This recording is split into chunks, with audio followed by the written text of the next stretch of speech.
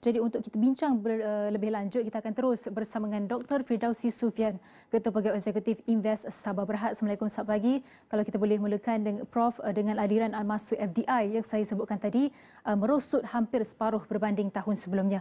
Jadi pada pendapat Prof, sejauh mana keyakinan pelabur antarabangsa terhadap prospek jangka sederhana ekonomi Malaysia masih kekal, terutama dalam persekitaran global yang syarat konflik dan juga tekanan geopolitik seperti perang Israel dan juga Iran dan Amerika Syarikat juga.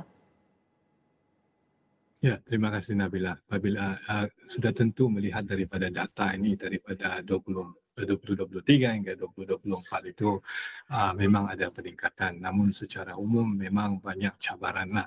Tapi apa-apapun bila kita lihat tren ini menunjukkan trajektori yang positif. Pertama, yang kedua, walaupun kita sedang mengalami satu episod apa yang dikenali sebagai polycrisis, ya, baru saja kita pulih daripada COVID-19 dan sekarang pula kita alami tidak ketentuan dari segi geopolitik dan juga geoekonomi. Jadi apa-apapun bila kita lihat angka ini dan kita lihat daripada 3 tahun sebelum itu ataupun 2 tahun sebelum itu, memang kita nampak ada peningkatan. Saya rasa ini adalah satu usaha kerajaan sebelum ini kalau kita tengok daripada FDI, ya, terutamanya income dan juga income sektor atau pendapatan yang tinggi kalau kita lihat adalah sektor pembuatan. Jadi ada beberapa dasar yang kita lihat sebelum ini memang fokus untuk mengembangkan ekonomi Malaysia dan memastikan Malaysia ini dalam tahap daya saing yang kompetitif dan juga dalam rantaian pengeluaran global. Contohnya NIMP. Yang ini adalah dasar yang amat penting dan signifikan kepada Malaysia kerana di situ dinyatakan bagaimana untuk meningkatkan pelaburan dan juga memastikan daya saing dalam rantaian pengeluaran. Jadi kita nampak ada peningkatan. Kalau tengok tahun daripada tahun 23 hingga 24, ya, dan pada masa yang sama juga dengan NSS National Semiconductor, dasar semiconductor dan juga dasar pelaburan negara NIP. So dan juga sebelum ini kalau kita lihat, ya, daripada segi, kalau kita lihat ini daripada foreign direct investment di mana kita nampak ada flow in, tapi kita kena tengok juga walaupun dengan persekitaran pelaburan yang cukup tidak menentu dengan adanya terang tarif dan banyak lagi geopolitik yang berlaku. Tapi kalau kita lihat data baru ini iaitu World Competitive Ranking, ya, Malaysia mampu melonjak 11 tangga iaitu kepada 23 rank 23 sekarang, ya. Jadi ini bermaksud memang amat mencabar, tapi dengan dasar-dasar yang kita ada ini sekarang, kita masih tetap memberi keyakinan kepada pelabur bahawa Malaysia adalah safe haven. Tidak boleh kita pastikan pelaburan itu mudah untuk berada ataupun melabur di Malaysia. Jadi kalau kita lihat daripada dasar-dasar ini juga kita dapat juga lihat daripada taman-taman perindustrian. Kita nampak kluster-kluster baru yang telah diwujudkan oleh kerajaan.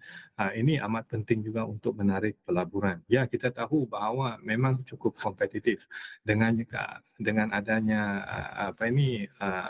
dengan adanya setiap negara itu di Asia Tenggara itu semua pun merancana bagaimana untuk menarik pelabur-pelabur, tapi dengan Malaysia dengan dasar yang kita ada ini, terutama kita tengoklah daripada ranking sebelum ini iaitu World Competitive Ranking itu, Malaysia dalam konteks Asia itu adalah nombor 2 yang paling kompetitif.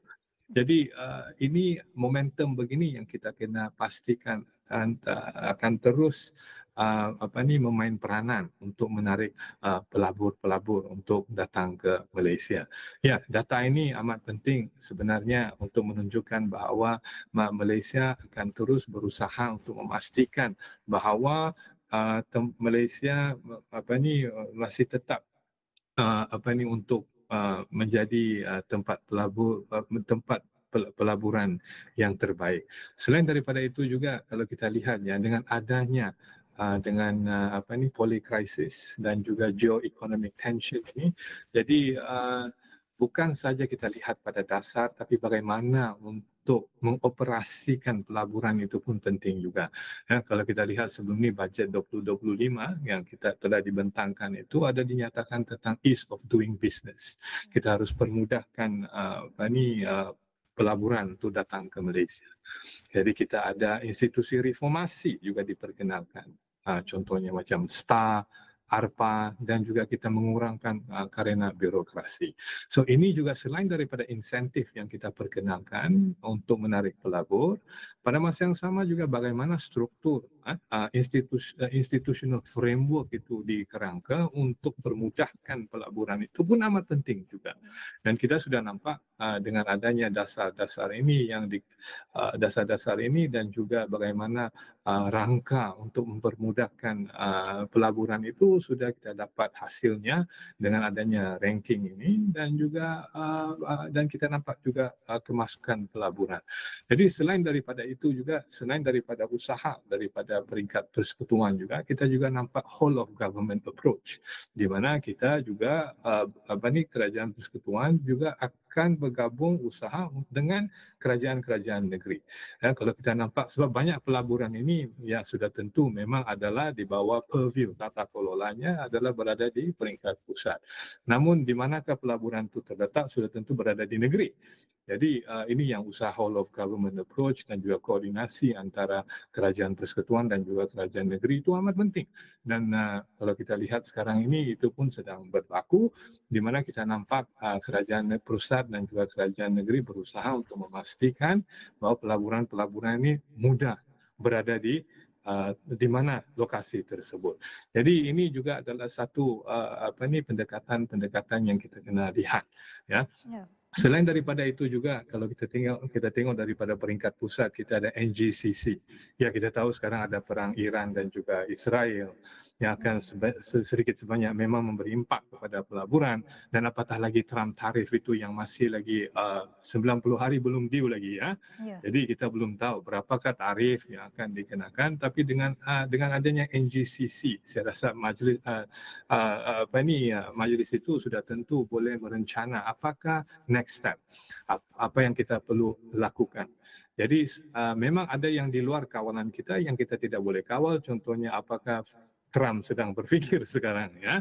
Tapi apa yang kita boleh lakukan adalah bagaimana dengan dasar fiskal kita, dasar pelaburan kita, dan juga bagaimana kita memastikan momentum domestic economy itu kukuh. Dan kalau kita lihat pun dalam World Competitive Ranking itu pun, kalau dari ranking ranking international trade dan juga domestic economy itu kita nampak memang ada peningkatan yang amat mendadak. Jadi maksudnya di sana yang kita boleh kawal untuk memastikan dan menunjukkan bahawa Malaysia ini adalah safe haven, pro pelabur, pada masa yang sama juga mengukuhkan domestic economy. Sebab apa-apapun apa yang kita bagaimana kita ingin menarik pelaburan, akhirnya mereka akan melihat bagaimana kestabilan domestic economy itu. Itu yang sebenarnya memberi kunci utama kepada pelabur. Baik, itu adalah antara langkah-langkah strategik yang dilaksanakan dari segi dalaman dan juga luaran yang dilaksanakan oleh kerajaan sendiri. Mungkin kita dapat lihat dari segi peningkatan anak tangga daya saing itu dan juga langkah-langkah strategik lain. Namun kalau dalam tempoh syarat ketidaktentuan ini, tetap kita nak tahu juga apa bentuk downside risk yang perlu diberi perhatian oleh pelabur, dan adakah Malaysia mempunyai keupayaan struktur untuk mengurus gelombang risiko ini dengan cekap sebenarnya, Prof? Ya, memang downside risk memang kita tidak dapat elak, kerana kadang-kadang apa yang berlaku terutamanya di peringkat perdagangan antarabangsa itu memang kita susah ingin kita elak, ya. Contohnya sekiranya lah Trump tarif itu terus kepada 100% ataupun geopolitical tension ataupun perang di antara Iran dan juga Iraq itu Iran dan Israel itu berterusan. Jadi ini saya rasa memang sudah tentu adalah aspek-aspek yang di mana di luar kawalan kita. Dan ini memang kalau kita lihat sekarang pun pelabur dalam keadaan wait and see, sebab dengan adanya start and stop tarif daripada Trump itu, semua orang sedang menunggu apakah yang akan berlaku selepas ini dan apakah sudah perbincangan 90 hari ya diberi kepada 180 negara. Saya tidak tahu cukupkah masa untuk berbincang untuk menurunkan tarif ataupun bagaimana untuk kita berencana tarif yang baru. Jadi semua ini memang menjadi satu tanda persoalan kepada pelabur, dan ini adalah downside risk sebenarnya. Memang tidak sihat sebenarnya untuk perdagangan antara bangsa, dan juga apatah lagi dengan perang yang sedang berlaku ini sudah tentu dia memberi impak kepada harga minyak ataupun harga-harga komoditi yang lain, dan ini juga akan disusuli dengan mungkin import inflation ataupun inflasi yang mungkin akan berlaku ya, ataupun mengganggu pergerakan ringgit, mengganggu pergerakan currency dunia yang lain.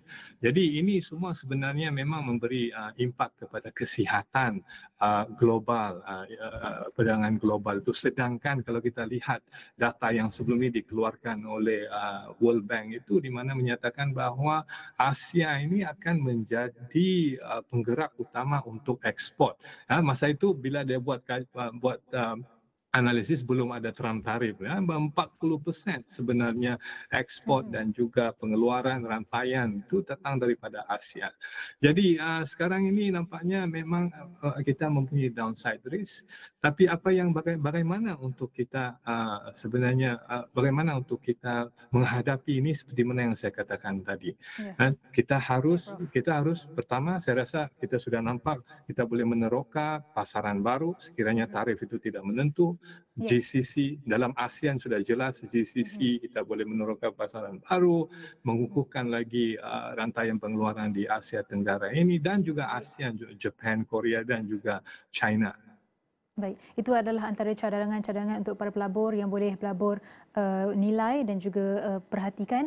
Jadi terima kasih diucapkan kepada Dr. Firdausi Sufyan, Ketua Pegawai Eksekutif Invest Sabah Berhad. Dan sesungguhnya bukan pelabur saja yang tak sabar untuk menantikan keputusan Donald Trump selepas 90 hari. Kita juga sama-sama di Bilik Berita ini nantikan keputusan oleh pegawai di White House sendiri. Jadi kita akan berhenti rehat seketika, kembali selepas ini.